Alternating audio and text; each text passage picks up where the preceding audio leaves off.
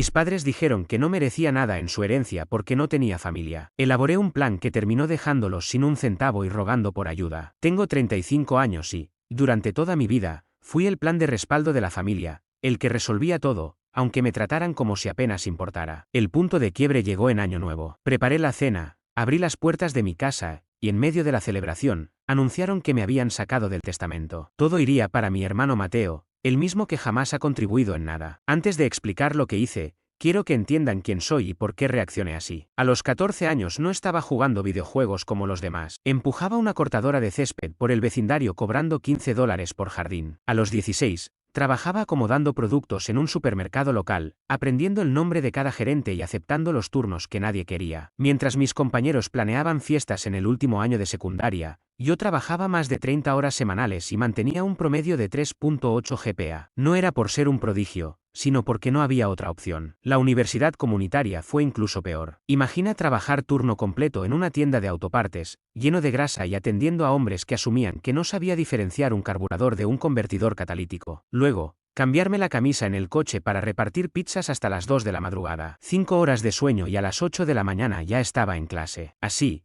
5 días a la semana durante 2 años, sobreviviendo a base de bebidas energéticas. Uno de mis momentos más orgullosos en ese tiempo fue cuando encontré una Ford F-150 del 98 con 180,000 millas en Craigslist. El dueño pedía $2,300, pero lo convencí de venderla por 2,000, exactamente lo que tenía guardado en mi caja fuerte. Ese camión me enseñó todo sobre motores, transmisiones y el valor del mantenimiento preventivo. Pasaba los domingos debajo de él, aprendiendo a cambiar frenos y diagnosticar ruidos extraños. Mientras tanto, mi hermano Mateo, 3 años menor que yo, vivía en una realidad completamente distinta bajo el mismo techo. Todo le llegaba sin esfuerzo. Todavía recuerdo cuando mi madre dijo: "No podemos pagar $3,000 para ponerte brackets ahora, hijo, es algo estético". 2 años después, Mateo tenía tratamiento completo, brackets cerámicos y todo lo necesario. Viaje a Washington con el equipo de debate, muy caro para nosotros. Pero para Mateo hubo excursión a Italia y Grecia, fiesta de despedida y dinero extra para gastos. A los 29 años, finalmente me puse brackets por mi cuenta. El ortodoncista se sorprendió al ver mis radiografías. Esto debió corregirse en la adolescencia. Ahora será más doloroso y tomará el doble de tiempo. Fueron 26 meses con la boca llena de metal y $5,800 para tener la sonrisa que mis padres no quisieron darme cuando importaba. Lo irónico es que no éramos pobres. Papá tenía una empresa exitosa de suministros de plomería que abastecía a contratistas de 3 condados, y mamá administraba un consultorio dental con descuentos de empleado. Tenían dinero,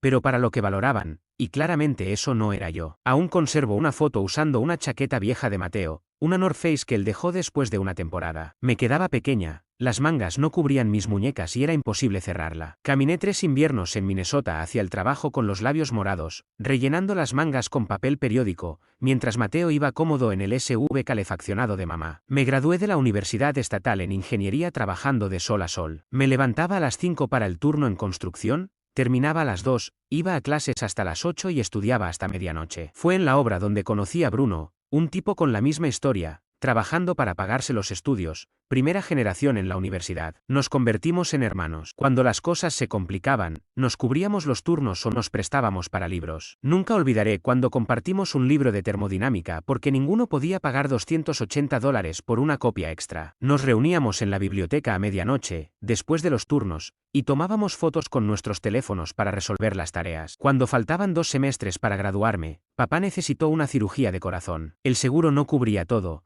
así que dejé la universidad para trabajar tiempo completo. Pensé que volvería. Nunca pasó. Mientras tanto, Mateo tuvo 4 años pagados en una universidad privada, que convirtió en 6 antes de abandonar. ¿Su excusa? Los profesores no entienden mi visión. Clásico Mateo. Recuerdo la reunión con mi asesor académico cuando me di de baja, revisó mi expediente, un GPA de 3.86, 2 semestres y una práctica para graduarme. Eres uno de nuestros mejores estudiantes, seguro que no hay otra forma, me dijo. No la había. La cirugía estaba programada para la siguiente semana y necesitaban $18,000 que el seguro no cubría. Saqué todo mi ahorro. Cobré los bonos que me dejó mi abuelo y entregué cada centavo. Papá no dijo gracias. Mamá solo comentó: Eso es lo que hace la familia. Ese mismo mes adopté a Rocky, un perro mestizo al que iban a sacrificar. Fue la mejor decisión de mi vida. Ese perro me mantuvo cuerdo en tiempos oscuros, trabajando más de 70 horas semanales para sobrevivir. Empecé como instalador básico de back ganando $13 la hora, durmiendo en el sofá de Bruno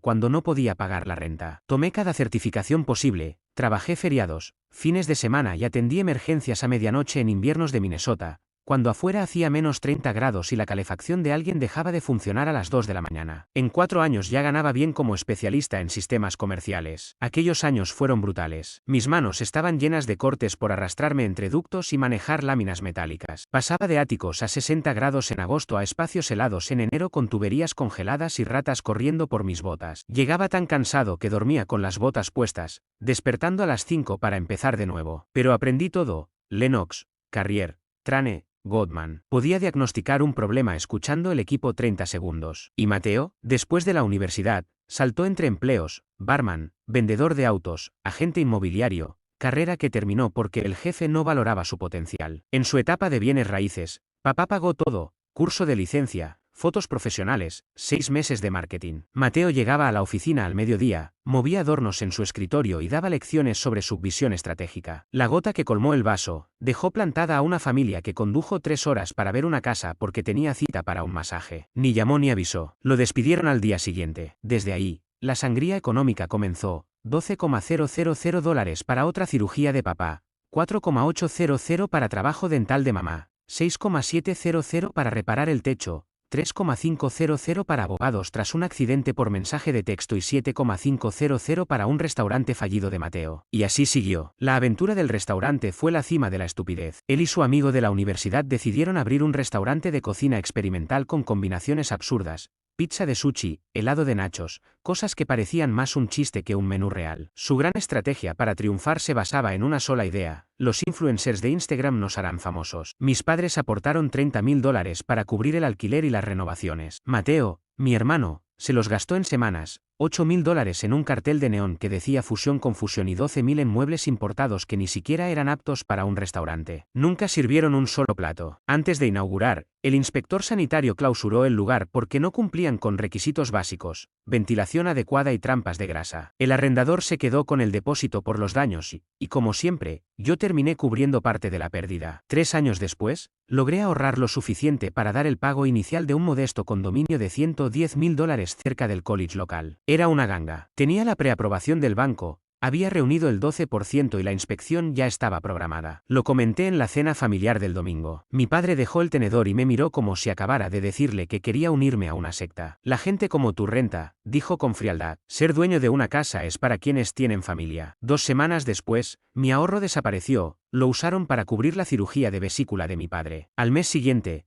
prestaron $30,000 a Mateo para su restaurante fallido. Nadie volvió a mencionar ese préstamo. Así se fue una década completa. Hoy vivo en un pequeño apartamento en Minneapolis que apenas puedo costear porque todo mi dinero extra se fue a ellos. Todavía arrastro préstamos estudiantiles de una carrera que nunca terminé. Mi apartamento no tiene nada especial: 60 metros cuadrados en un edificio que probablemente fue decente en los años 70. El agua apenas tiene presión, los vecinos discuten a las 2 de la madrugada cada fin de semana y estacionar es un infierno. Pero es lo único que pude pagar después de enviar medio sueldo a mis padres durante años. Avanzamos hasta la Nochevieja del mes pasado. Decidí organizar una pequeña cena en mi casa. Me gasté la mitad de mi último cheque en filetes y aperitivos porque casi nunca tengo la oportunidad de recibir a alguien. Invité a mi amigo Bruno del trabajo y a su esposa Carla, a mi novia Laura, a mi antiguo compañero de universidad Pablo y, por desgracia, a mis padres, y al eterno hijo dorado, Mateo, con su esposa Irene. Mi padre se quejó del estacionamiento en cuanto llegó. Mi madre puso esa cara que siempre pone cuando entra en mi apartamento, como si hubiera entrado en el baño de una gasolinera. Mateo apareció 30 minutos tarde, sin traer nada, y lo primero que hizo fue preguntar qué más tenía para beber porque eso barato no le gustaba. Estábamos apretados alrededor de mi mesa comiendo filetes que no podía permitirme cuando mi padre golpeó su copa y se puso de pie. Ya que es año nuevo y estamos todos juntos, queremos compartir una actualización sobre nuestra planificación patrimonial. Como no tienes tu propia familia, hemos decidido que todo será para tu hermano y sus hijos: la casa, los ahorros, todo, ya sabes, por la herencia familiar. La habitación quedó en silencio. Bruno casi se atraganta. Laura se quedó helada, Mateo sonrió con suficiencia mientras Irene fingía estar interesada en su servilleta. No me sorprendió su favoritismo, fue la historia de toda mi vida. Lo que me dejó atónito fue la crueldad casual de anunciarlo en la cena que yo había preparado, en mi casa, después de comer mi comida. Dejé el tenedor y lo miré directo. Interesante, dije, porque he recibido muchas llamadas sobre esa hipoteca inversa que tanto me rogaste que firmara como aval. La expresión de mi padre se descompuso.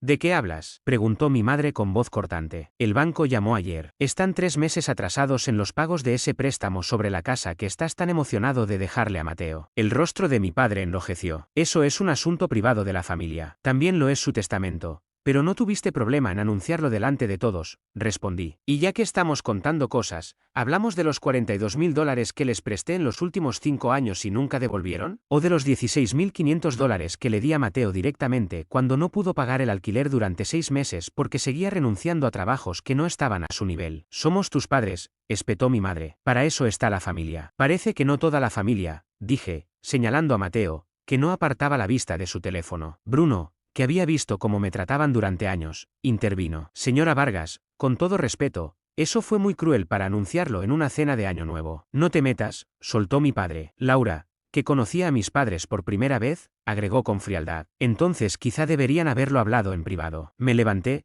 tomé las llaves y salí de mi propio apartamento, dejándolos con la boca abierta. Conduje durante 1 hora en mi vieja F-150. Rocky iba en el asiento del copiloto, como siempre que necesito despejarme. Terminé estacionado en el Walmart 24 horas, simplemente sentado allí, preguntándome cómo había permitido ser un felpudo durante tanto tiempo. Rocky puso su pata en mi brazo como diciendo, tranquilo, estoy contigo. Nos quedamos en el coche con la calefacción apenas encendida para no congelarnos, mirando a la gente correr por compras de última hora. Todos celebrando mientras mi vida se derrumbaba. Rocky no apartó su pata de mí en ningún momento. Cuando regresé, todos se habían ido excepto Laura. Había recogido todo y estaba en el sofá acariciando a Rocky, que se acurrucó a su lado en cuanto entré. Por cosas como esa me enamoré de ella. Mi perro la adoró desde el primer día. Tu madre intentó llevarse los filetes sobrantes, me dijo. Le dejé claro que se quedaban aquí. Laura creció en un parque de casas rodantes en Wisconsin rural. Se pagó la universidad para convertirse en bibliotecaria. Ella entiende lo que significa luchar, esforzarse y construir desde cero. En nuestra tercera cita, me cocinó en su diminuto estudio y se disculpó por no invitarme a un lugar mejor. Casi le propongo matrimonio en ese momento. Encontrar a alguien que valore las cosas es como encontrar agua en el desierto. Conocí a Laura durante una ola de calor en julio, justo cuando el aire acondicionado de la biblioteca dejó de funcionar. El lugar alcanzó los 29 grados mientras yo trataba de reparar un compresor averiado y algunos problemas eléctricos. Durante 3 días consecutivos trabajé turnos de 12 horas para ponerlo en marcha. Ella me llevaba agua con hielo cada hora. El tercer día me entregó su número escrito en una tarjeta de la biblioteca, acompañado de una frase. No suelo fijarme en los chicos que trabajan aquí,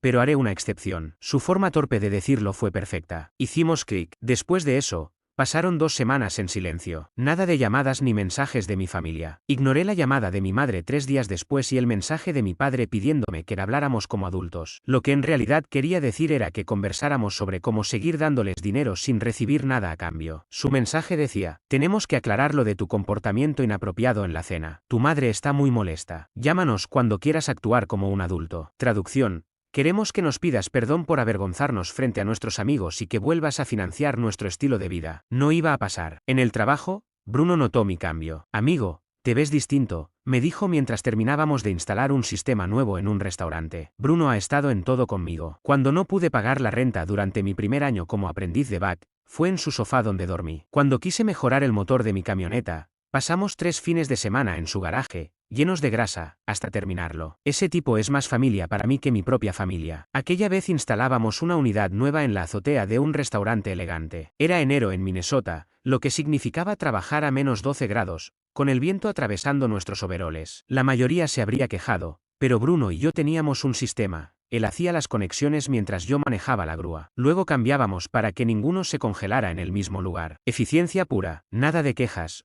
Solo trabajo. Y tenía razón sobre mi cambio. Por primera vez en años no vivía con la ansiedad de esperar una llamada por otra emergencia familiar. Revisé mis estados de cuenta y sumé. El año pasado les había dado $13.400. Eso es un auto usado en buen estado o unas vacaciones que nunca tuve. Pero las cifras eran aún peores. Revisé el historial bancario, las tarjetas de crédito y hasta las libretas de cheques que aún conservo. Sí, Sigo usando registros en papel. Viejas costumbres. $4.800 para los implantes dentales de mamá. 2.200 para cubrir el déficit del impuesto a la propiedad. 1.800 para el seguro del auto de Mateo tras su tercer accidente. 950 al plomero cuando el calentador inundó el sótano. La lista seguía. Cada vez era una emergencia que prometían devolver cuando se estabilizaran. Nunca se estabilizaron. 18 días después de Año Nuevo, Pablo me llamó con noticias. Me crucé con tu hermano en un bar deportivo cerca de tu antiguo departamento.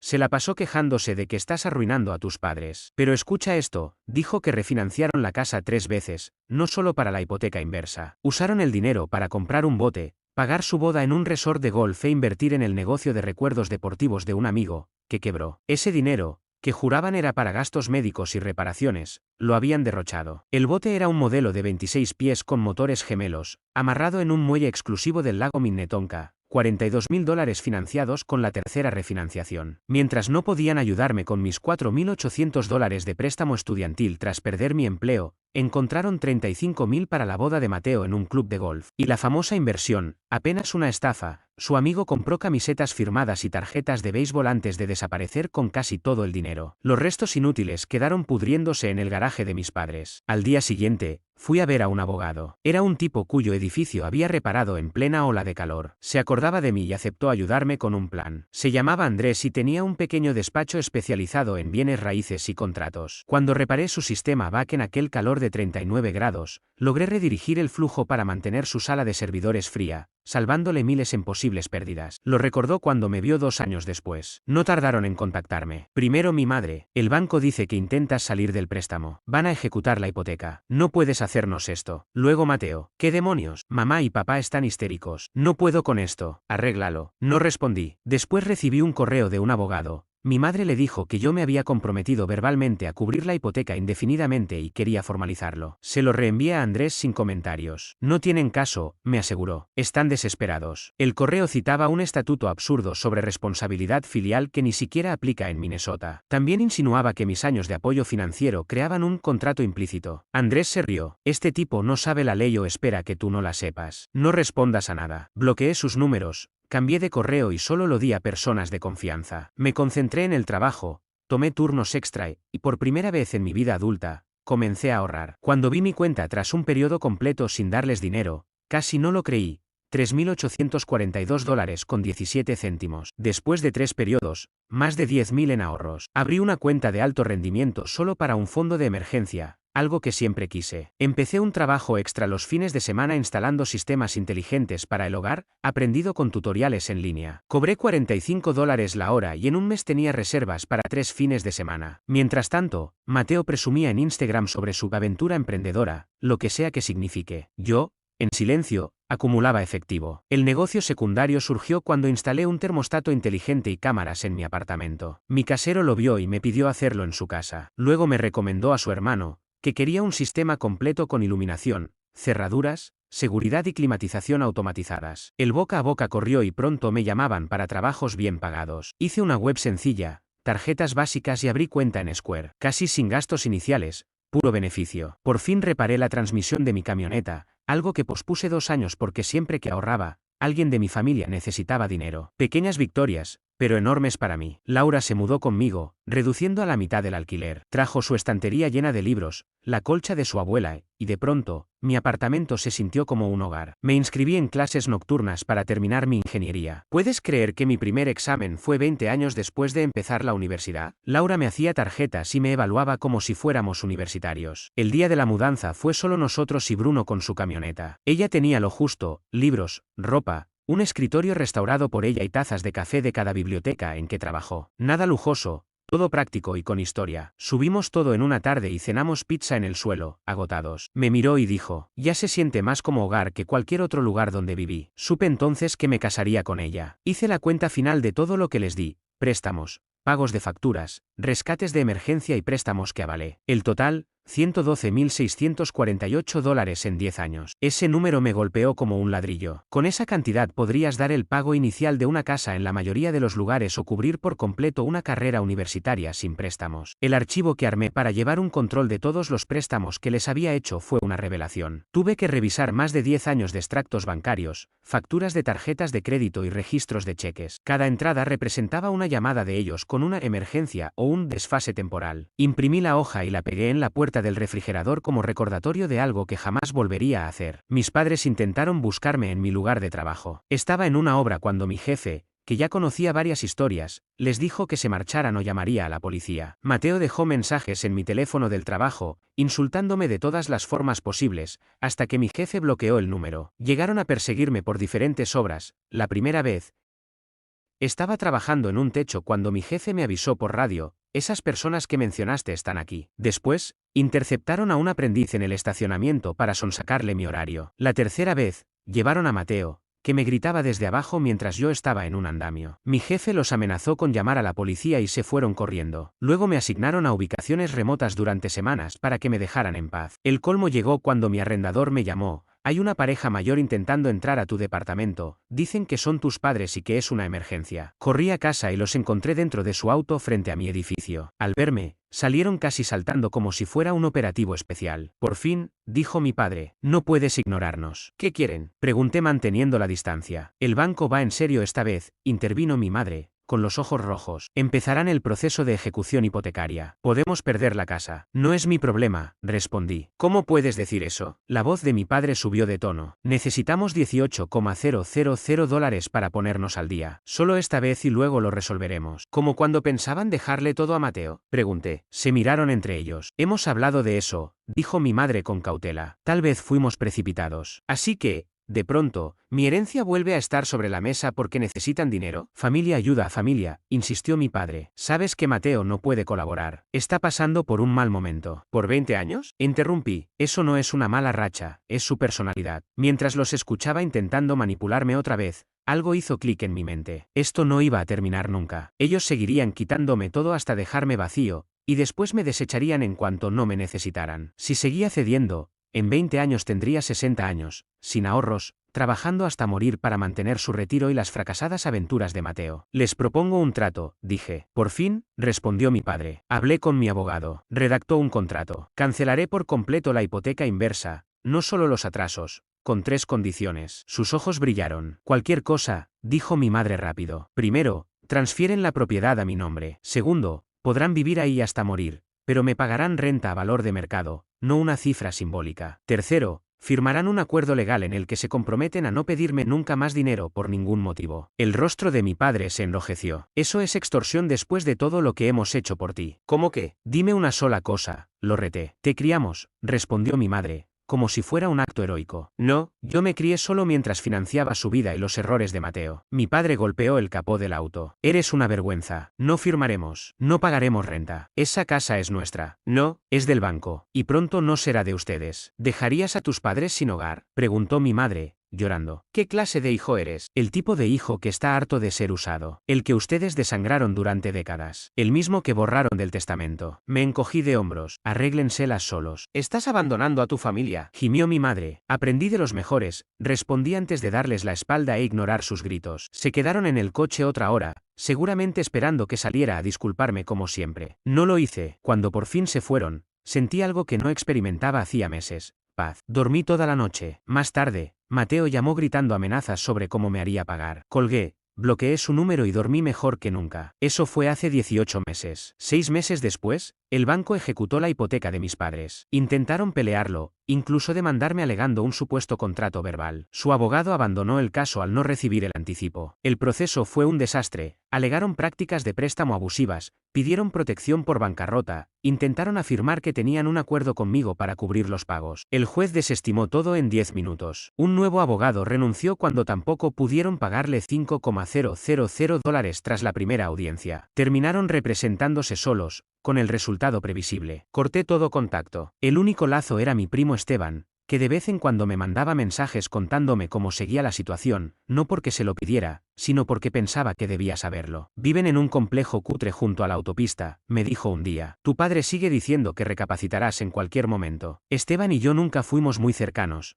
pero había presenciado lo suficiente en reuniones familiares para entenderlo. Fue el único que alguna vez lo mencionó. En mi graduación de secundaria, cuando mis padres me regalaron una tarjeta de $50 mientras Mateo, aún en 9º grado, recibió una laptop nueva, Esteban se me acercó y dijo, eso está mal, hermano. Desde entonces mantuvimos un contacto esporádico por redes sociales. Mientras tanto, mi vida cambió radicalmente. Sin 3 adultos drenando mis ingresos, empecé a ahorrar en serio. Terminé mi título en ingeniería en 14 meses con un promedio de 3.95. Conseguí trabajo en una empresa de diseño de sistemas BAC comerciales, ganando el doble que antes. Volver a estudiar a los 35 no fue fácil. Era al menos 15 años mayor que la mayoría. El primer día, un chico me preguntó si era el profesor, pero yo tenía algo que ellos no, 2 décadas de experiencia práctica con los sistemas que estudiábamos.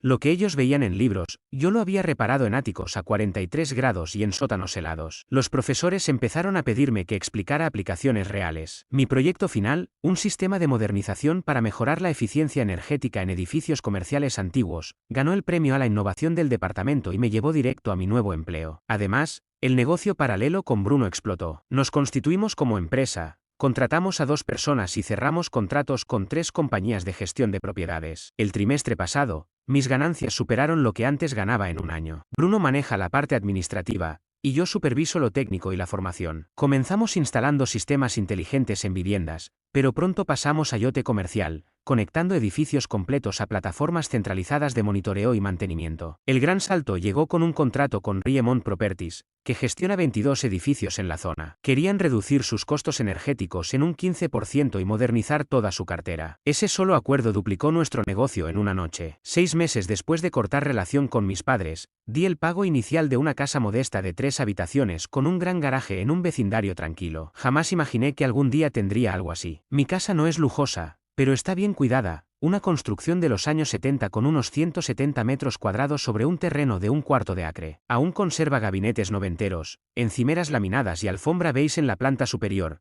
pero tiene lo esencial, buena estructura, techo sólido, y lo que para mí era más importante, un garaje doble lo bastante grande para montar un taller en condiciones. En la parte trasera hay un patio cercado con un enorme arce que brinda sombra en verano. Rocky se adueñó del lugar en cuanto lo vio, marcando cada rincón como si estuviera plantando banderas en territorio conquistado. También cambié mi vieja camioneta F-150 del 2012 por una del 2018 en perfecto estado. Sigo haciendo la mayor parte del mantenimiento yo mismo, pero ahora lo hago porque me gusta, no por falta de dinero para pagar a un mecánico. La nueva camioneta no estaba en mis planes hasta que mi mecánico de transmisiones me llamó para avisarme de un intercambio reciente, una F-150 XLT 2018, con paquete de remolque, apenas 42.000 millas, color azul oscuro, interior gris y un mantenimiento impecable. El dueño anterior llevaba un registro detallado en la guantera con cada cambio de aceite, rotación de neumáticos e inspección. La pagué al contado, $27.800. Ese mismo día me la llevé a casa. Poco después,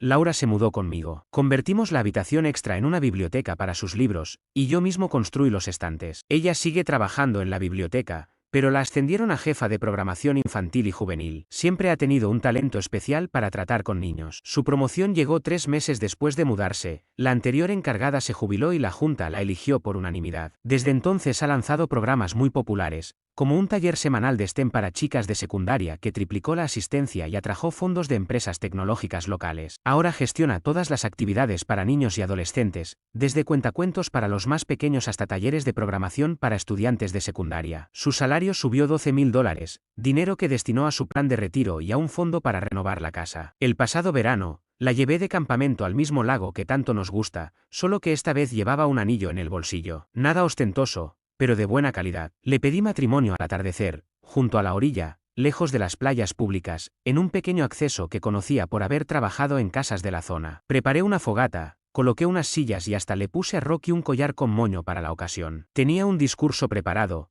pero apenas pude pronunciar 3 palabras antes de que ella me abrazara y dijera que sí. Nos casaremos el próximo verano en una ceremonia sencilla, solo con amigos cercanos. Preferimos destinar el dinero del banquete a remodelar la cocina. La boda será en un parque estatal, con unos 40 invitados y una recepción tipo barbacoa. Mientras tanto, invertiremos $30.000 en la renovación de la cocina, gabinetes nuevos, encimeras de cuarzo, electrodomésticos de calidad y un sistema de ventilación adecuado. Al final, eso le añade valor real a nuestra vida diaria. Todo marchaba bien hasta que, unos 8 meses después de la ejecución hipotecaria, Esteban me llamó con noticias inesperadas. Hermano, adivina qué. Mateo fue descubierto con su instructora de CrossFit, en la minivan, en el estacionamiento del gimnasio. Su esposa lo echó de casa, pidió el divorcio y está peleando por la custodia total. Al parecer, la entrenadora era una influencer de 23 años que llevaba meses dándole clases privadas. Irene comenzó a sospechar cuando vio cargos en la tarjeta por 5 sesiones semanales de entrenamiento personal. Terminó sorprendiéndolos en el acto, sin que les importara ocultarse. La camioneta de Mateo estaba estacionada en primera fila, con los cristales empañados a pesar de que hacía 25 grados afuera. El divorcio fue despiadado. El padre de Irene es socio en un gran bufete, y se aseguró de que ella obtuviera todo: la casa, los coches, custodia completa y una manutención imposible para Mateo. Él intentó alegar que no tenía ingresos, pero descubrieron sus cuentas de criptomonedas y sus movimientos de trading. El juez no se impresionó. Mateo presumía que estaba construyendo riqueza generacional, con inversiones estratégicas, pero en realidad había despilfarrado $40.000 en monedas sin valor y NFT de dibujos absurdos. Además, operaba con apalancamiento, algo que quedó expuesto durante el proceso legal. Sin casa ni dinero, Mateo terminó viviendo con mis padres en su minúsculo apartamento de un dormitorio. Esteban me contó que aguantó 3 semanas antes de marcharse. Ahora está durmiendo en sofás de amigos, con una deuda de $92.000. La situación de mis padres tampoco mejoró. Mi padre sufrió otro problema cardíaco, pero no podía costear el tratamiento. Mi madre perdió su empleo en la clínica dental tras una reducción de personal. Acabaron en un estudio diminuto dentro de un motel viejo, sobreviviendo con la pensión de papá y lo que mamá conseguía haciendo contabilidad por debajo de la mesa. Las facturas médicas se acumulaban porque él se negaba a cambiar de hábitos, seguía comiendo carne roja a diario, evitaba caminar y consideraba las verduras comida para conejos. Hace poco, mientras cambiaba el aceite de la camioneta en el garaje, Laura salió con cara de desconcierto. «Tus padres están en la entrada», me dijo. Salí y los vi junto a un Corolla destartalado. Mi padre parecía 20 años mayor. Mi madre estaba tan delgada que la ropa le colgaba. «¿Cómo dieron con esta dirección?», pregunté, sin invitarlos a pasar. «La encontramos en tu página web», respondió ella en voz baja. «¿Qué quieren?», dije seco. Papá trató de erguirse con dignidad. «Hijo, estamos pasando por un mal momento. El casero venderá el edificio y no tenemos dónde quedarnos. Solo sería hasta que podamos recuperarnos». «¿Y Mateo?», pregunté. Mamá desvió la mirada. «No sabemos nada de él desde hace meses». Papá casi suplicó. «Por favor, no tenemos a nadie más». Los miré. Esas mismas personas que durante años me usaron y me dejaron de lado cuando dejé de serles útil. Pensé, esto pasa cuando apuestas por el caballo equivocado. «Nos dejarás en la calle», soltó mi padre, ya con rabia. «No les dejo nada. Esto se lo hicieron ustedes mismos. Eligieron a Mateo. Búsquenlo y pídanle ayuda». Se quedaron un momento, quizá esperando que cambiara de idea. No lo hice. Finalmente, subieron al coche y se marcharon. Laura se acercó, me rodeó con el brazo y preguntó: «¿Estás bien?». «Sí», respondí. «Vamos a terminar el partido». Por un segundo sentí aquella vieja voz interna diciéndome que debía ayudarlos. Luego recordé la hoja de cálculo: $112.648 enviados en una sola dirección, sin nada de regreso. Recordé 2 décadas en las que siempre prefirieron a Mateo por encima de mí. Cualquier atisbo de culpa desapareció al instante.